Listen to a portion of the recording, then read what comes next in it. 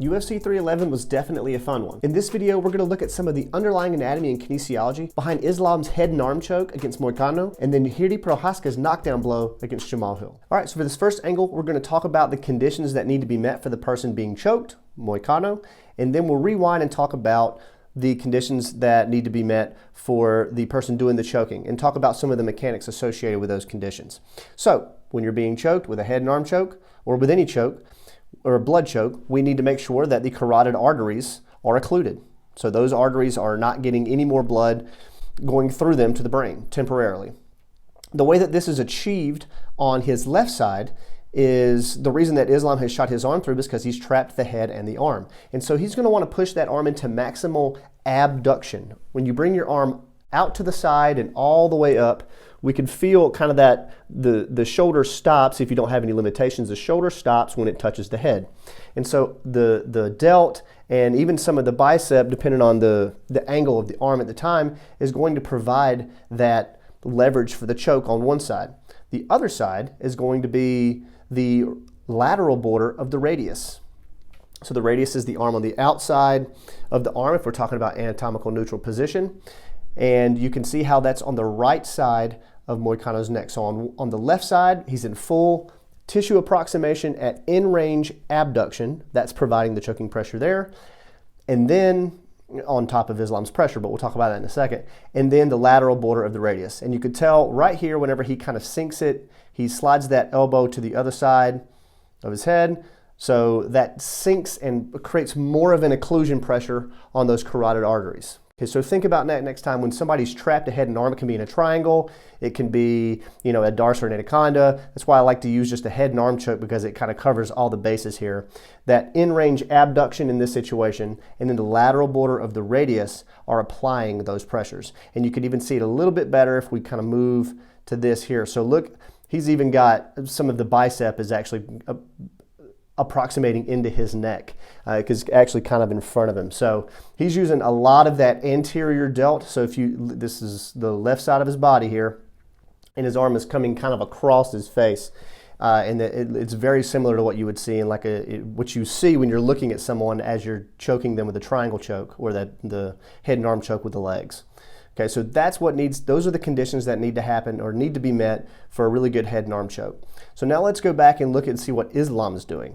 So when Islam makes that connection with his arm, with his right arm to his left arm with that grip, again, that lateral border of the radius is there, but he's flexing his elbow so to make sure that he's got that really good bite. And it's in a forearm is in more of a neutral position. Okay, so if we're going from anatomically neutral, it's actually in a supinate, or it's a partially pronated position.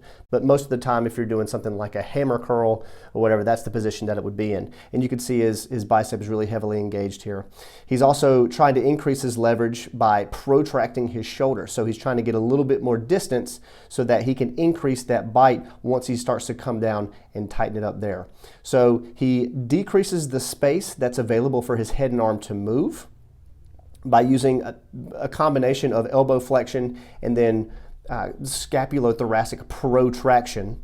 Okay, he's actually doing that on both sides. But then he's just letting his body weight, letting his mass kind of sit down and push the Moicano's arm into that in-range abduction to occlude the other side of the carotid artery.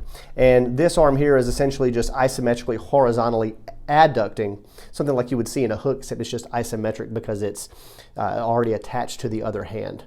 So there's kind of the brief rundown of the biomechanics behind what is happening during that choke, for the person being choked, and for the person that is doing the choking. All right, guys, for me, this was the most exciting part of UFC 311, and partially because I just really like Jiri Prochazka. I like the way he carries himself, and I also like the view of this beautiful hook, and we are going to break it down step by step.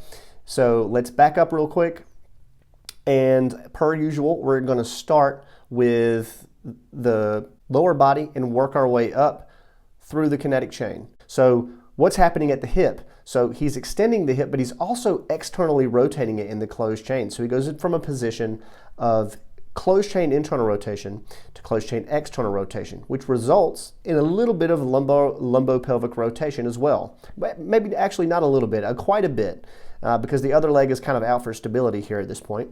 But once that knee extension and hip extension and external rotation happens, the byproduct of that is lumbopelvic rotation. We start to see that really good whipping effect start to happen. So focus on the hips and then focus on the shoulders. Notice how his shoulders are straight in line with one another here, and that his hips, if you look at the waistband, you can actually see a really good view of the plane of his hips if you were to draw a line between those hips and then the shoulders. So you can see that in the transverse plane that they've separated, and they've created a situation in the trunk that allows for a lot more force production in a couple of places.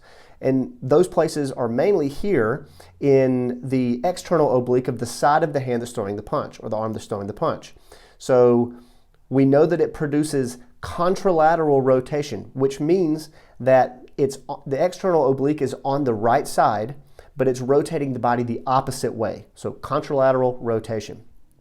Once those hips come forward, his shoulders are actually lagging behind. So we know that given the line of the fibers of the external oblique, that we're creating a big stretch. And he's able to take advantage of something called the stretch reflex. And that stretch reflex tells us that if we eccentrically elongate a muscle, and then it switches from eccentric and concentric, that concentric contraction can be more forceful if preceded by that eccentric elongation. Not only is that happening here, which is, I would argue, the primary mode from the hips and the trunk of force production, it's also happening here. So these muscles in the front of the shoulder girdle, like the pec major and the anterior delt, are involved in the motion called horizontal adduction.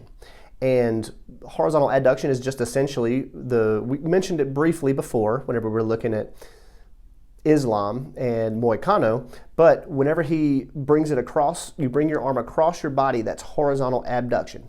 So not only is there a really intense stretch reflex created by that shoulder and hip separation in that transverse plane, there's also a really big stretch reflex on these muscles here. You could see as he kind of brings the shoulders lag behind and then whip around for a more forceful concentric contraction. And then given the fact that here he is so lean, you can actually see the energy being transferred or transmitted from Jamahal Hill's face, or to and from Hill or Prochazka's hand and Jamahal Hill's face. So it delivers a lot of energy, but it also receives a lot of energy. So let's look at the outline of these muscles here, the muscles that are involved in the scapular stability that help deliver Prochazka's hand. So as soon as he makes contact, just watch all of those muscles kind of shake and reverberate. That energy reverberates through. So let's look at this is the bottom insertion of the middle trap. It runs all the way up and then takes the turn, and it's the middle trap up in this area because the fibers change direction, and then the upper trap, and it attaches up here at the occiput.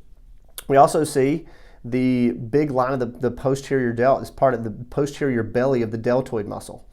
You can see the energy just kind of reverberating through that muscle belly. Really good stabilization there. And then a muscle of the rotator cuff, the infraspinatus. It's just inferior to the spine of the scapula, and it's really superficial muscle, nice and easy to see. So those are all really, really engaged, and just does a really good job of, this view does a really good job of showing all of the mechanics that really come together to create essentially a super powerful knockdown blow.